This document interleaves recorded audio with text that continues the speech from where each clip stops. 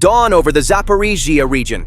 A Russian motorized convoy carrying more than 150 infantry troops, artillery shells, and electronic warfare systems silently crossed the border. Destination: Huliaipol, 39 miles from Zaporizhzhia, a defensive axis Russia intended to pierce at any cost. The lead BTR-82A ordered the convoy to accelerate, but the Russian commander had no idea. They had exactly 4 minutes before entering the kill zone. A natural mud field would bog the convoy down just long enough for the Kamikaze UAV strike team to hit every vehicle. At 5:10 a.m., September 11, 2025, along the T-040 route, Russia's main logistics artery, a Shark V reconnaissance UAV detected a heat signature 3 miles away. On the operator's screen, it became crystal clear: a 15-vehicle convoy rolling forward, the mobile weapons depot supplying Russia's eastern front. Leading was a BTR-82A, deploying 3 Orlan 10 UAVs flying low for mine detection and terrain scanning. 13 Kamaz trucks followed, carrying not only 150 infantrymen, but an entire ammunition stockpile. A total of 525 ammo crates, 240,000 rounds of 39mm, 30,000 rounds of 7.62mm, and more than 200 artillery shells and rockets, plus a batch of Kamikaze UAVs, tactical radios, satellite comms, and at the rear, a BTR-80K command vehicle. Enough firepower to reinforce Russia's front line and strike Ukraine's defenses. They had just left the last electronic defense bubble, including Russia's S-400 systems near the border. Ahead lay a natural trap, pine forests on both sides, and a 656-foot stretch of waterlogged soft mud road. When the convoy slowed for 4 minutes with visibility restricted, that was all Ukraine needed to prepare a strike capable of wiping it out entirely. 1.8 miles to the west, the Valkyrie 12 Special Operations Team from Ukraine's 65th Brigade had been waiting in the forest for 3 hours.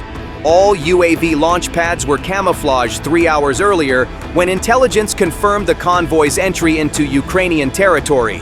The attack team consisted of 9 members, 1 mission commander, and 8 of the brigade's most skilled drone pilots. Inside each tactical case they carried were FPV UAVs, control systems, digital screens, and an RFI anti-jamming unit. Alongside were 5 wooden crates, each containing 4 HE warheads stored cold, freshly taken out and mounted to Kamikaze UAVs using specialized adhesive and tape. A total of 20 Kamikaze UAVs lifted off simultaneously under orders from the young commander, racing forward at 55 miles per hour, just 3 minutes from the convoy. The convoy reached the terrain transition point. Ahead lay the 200-plus meter mud trench, the ground saturated after days of rain, soft and unable to bear vehicle weight. At 5:14 a.m., the convoy entered the dead zone. The lead BTR-82A was forced to slow to under 9.3 miles per hour. Its front tires slipped lightly, losing grip, forcing the driver to throttle gently and hold a straight line. Behind it, each Kamaz followed closely, reducing speed together to avoid getting stuck or colliding. The convoy compressed tightly, with only a few meters between vehicles. Visibility was cut by thin fog and forest shadows, forcing drivers to inch forward cautiously. The entire convoy was forced to crawl, with no alternative route. And that was the exact moment they became fixed targets, exactly as Ukraine had planned. From the western pine forest, 20 Kamikaze UAVs simultaneously powered on. The sound of dozens of electric motors merged into a low, tight vibration, clean and without warning. They lifted off in groups of 3 or 4, shooting above the tree line at 16 feet, hugging terrain to avoid detection. Others followed at 32 feet, weaving between tree trunks, forming multiple parallel approach axes. Their speed surged to 68 miles per hour within seconds. Overhead, 2 navigation UAVs held a steady 49-foot altitude, descending diagonally at a 25-degree angle to lock onto each vehicle in the Russian formation. None flew above the canopy. All maintained silent, stable flight paths, sticking to the pre-programmed waypoints Valkyrie 12 had mapped earlier.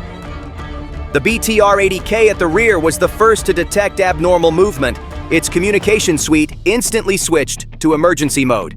The command vehicle activated its full electronic warfare suite.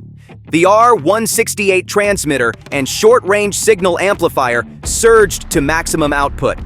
Its roof-mounted antennas shifted into wide broadcast mode, pumping dense electromagnetic waves across the entire frequency band. The jamming wave rolled back toward the forest like an invisible shield. It blocked UAV controls by blasting the 900 MHz band and 1.2 to 1.6 GHz spectrum, driving noise levels sharply upward. Signal packets between UAVs and their controllers became congested and desynchronized. Instantly, the entire FPV swarm was affected. The lead drones began stuttering, their video feeds turning into noisy, pixelated static. Several UAVs suffered periodic half-second signal losses, triggering their auto-throttle to slow down and avoid crashing. 3 UAVs on the right flank drifted sideways due to degraded orientation stability. One drone abruptly gained 6.5 feet in altitude before its balance system corrected it. 2 others decelerated sharply as their receivers became momentarily stuck in the jamming storm. At the center of the swarm, command latency increased noticeably. Rotation and heading commands responded half a beat late, making their movements jerky, rough, and imprecise. The swarm was nearly defeated, their control links moments away from being severed, turning them into dead metal plunging into the ground.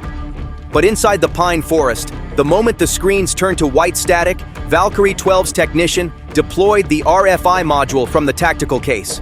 The device activated in counter-jamming mode, prioritizing link stability.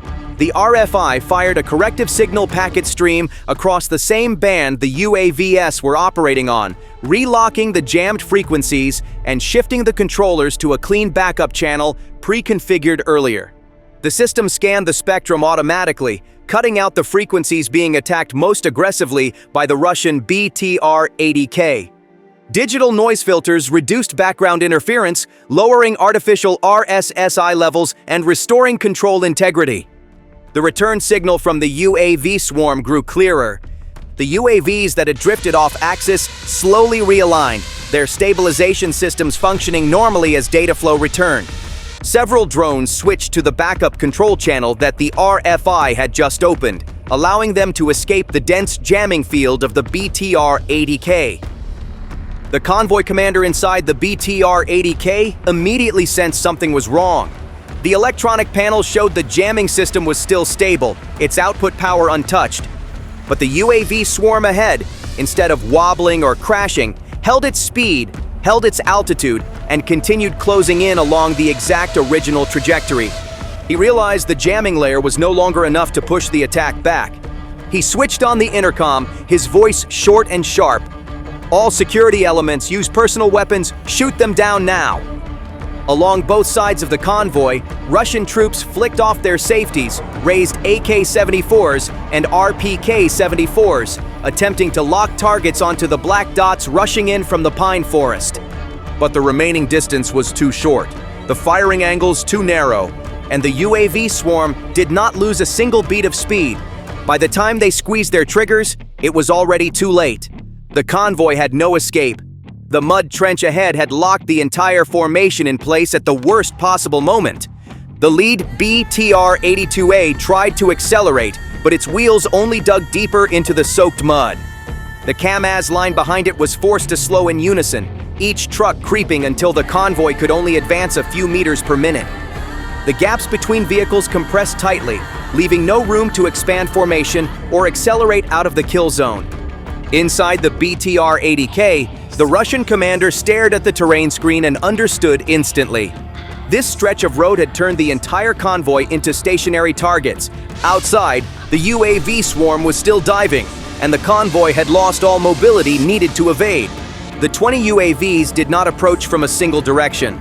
They split at 1,960 feet into 3 left diagonal axes, 3 right diagonal axes, 2 straight on, and the rest climbed a few extra meters before sliding down in angled dives, all locking onto one cluster of targets, the artillery and rocket Kamikaze trucks in the center. The mid-column Kamikaze haulers were the deadliest weak point, carrying hundreds of artillery rounds ready to detonate. In the final seconds, each FPV UAV pitched its seeker slightly, stabilized its sightline, and maintained 55 miles per hour before plunging. The first one struck the rear compartment of a Kamikaze loaded with 152mm shells. The penetration snapped the support frame. The HE warhead detonated, ripping apart the wooden crates and ammo storage inside. The second UAV slammed directly into the section carrying rocket propellant charges, the most flammable point. A flash ignited in less than a tenth of a second, followed by a blast that shoved the entire vehicle line sideways. Within under 2 seconds, the chain detonation began. The 152mm shells ignited, detonating one by one, producing shockwaves blasting outward on both sides. The 122mm rockets in the adjacent truck caught fire, launching uncontrollably in every direction like an ungoverned artillery battery.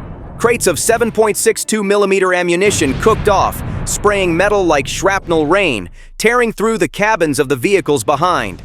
The FPV UAVs used by Valkyrie 12 were not industrial gear.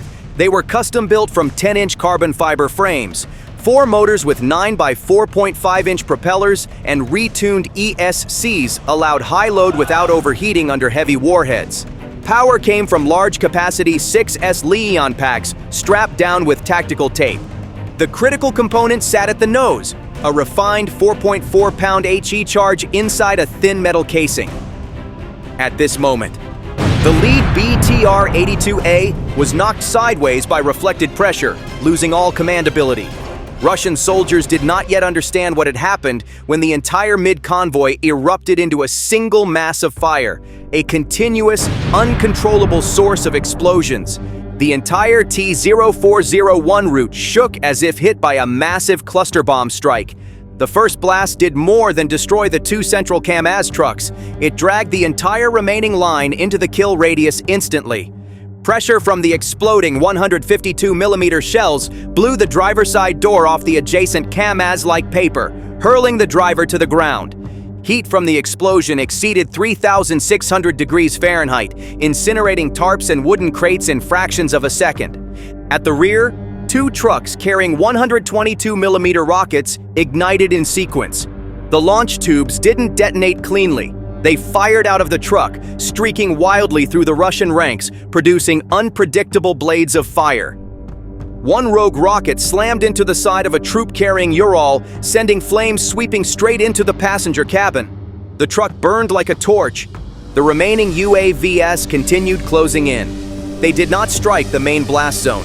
The swarm split exactly according to Valkyrie 12's initial tasking.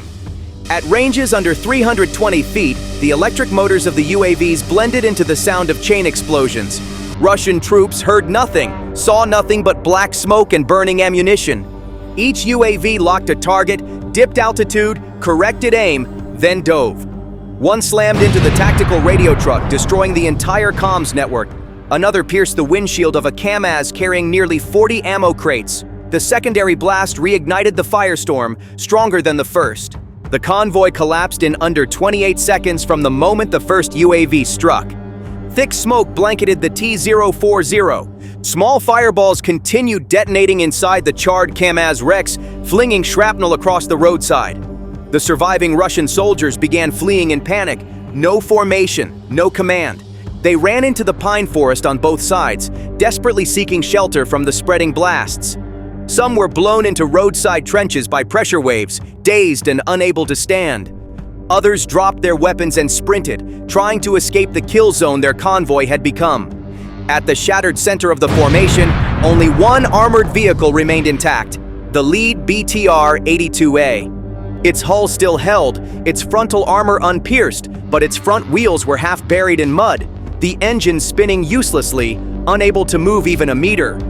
On its right side, the sloped armor panel was bent inward by the shockwave. The comms antenna was snapped in half. The forward sensor suite had gone dark, leaving only a few blinking lights on the control panel.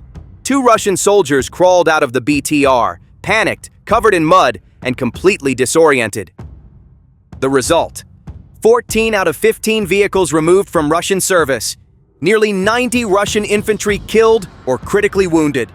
More than $10 million in Russian equipment destroyed by a Kamikaze UAV swarm worth under $40,000. The ambush ended, and the logistics route feeding the Huliaipol front was severed instantly. The burned-out convoy blocked the T-0401 entirely, rendering the route unusable for at least a week. Russian engineers would need recovery trucks, cranes, EOD teams, and security escorts, all of which required time to move from the rear. Until then, the T-0401 was treated as a red zone. No Russian unit dared approach with the threat of another Ukrainian UAV strike. As a result, Russia's entire offensive axis toward Huliaipol slowed exponentially. Artillery units ran low on shells, firing rates plummeted. Frontline infantry received no food, water, or medical supplies. Orlan 10 reconnaissance UAVs had no batteries or spare parts. Electronic warfare teams received no replacement modules. On a battlefield like Huliaipol, where Russia was trying to crush Ukrainian defenses through constant pressure, losing logistics for even a single day was enough to break the tempo. 2 days without resupply could halt the assault entirely. Ukraine's ambush did more than destroy a convoy. It broke Russia's entire offensive rhythm toward Huliaipol at the exact moment they needed momentum most.